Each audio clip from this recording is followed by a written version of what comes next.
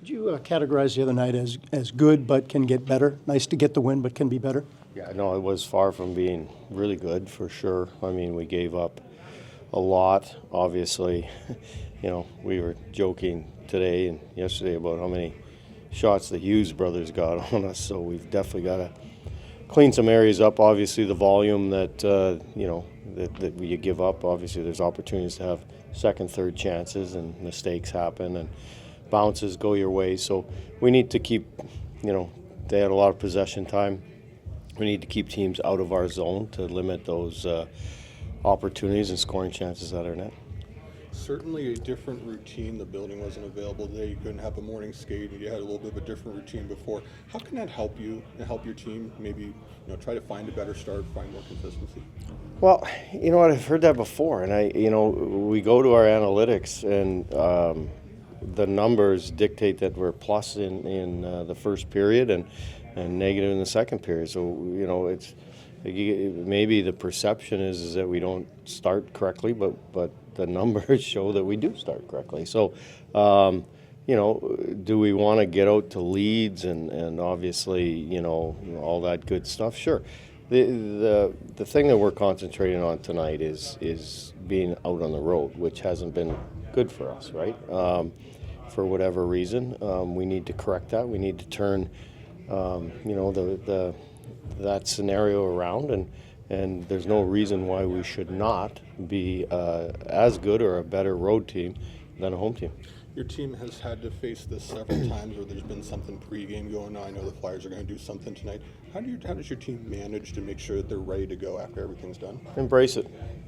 It's everybody wants to honor Johnny, which so do we.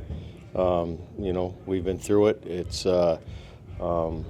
something that is definitely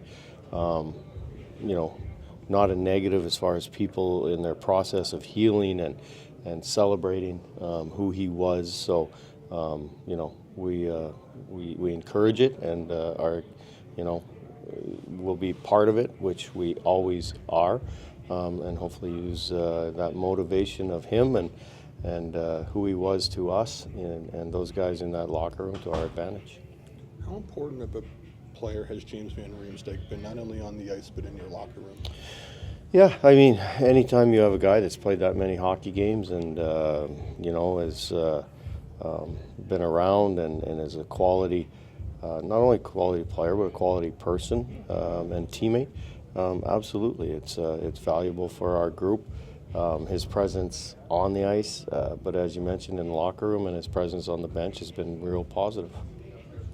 You mentioned the road, say struggles, I guess, but have you been able to lock in on anything in particular that is different in those situations, or is it just you also had a lot of good games on the road that you probably could have gotten points from that you didn't, so maybe there's no real correlation? But well, it's funny, we talked about that too this morning, that you think back to the the California swing where we thought we were playing really well in a lot of those hockey games. We didn't get the results. We didn't play particularly well, in the New Jersey game, and we got the results. So, what goes around comes around, and you got to believe if you do the right things and you stay as even keeled as you can, that those type of situations, these type of road games are going to flip around and be positive in our favor. It's such an intangible team. What can you change, if anything, that would make it more like home? I don't even know if that's the approach. Talk, obviously, communicate, make the players aware,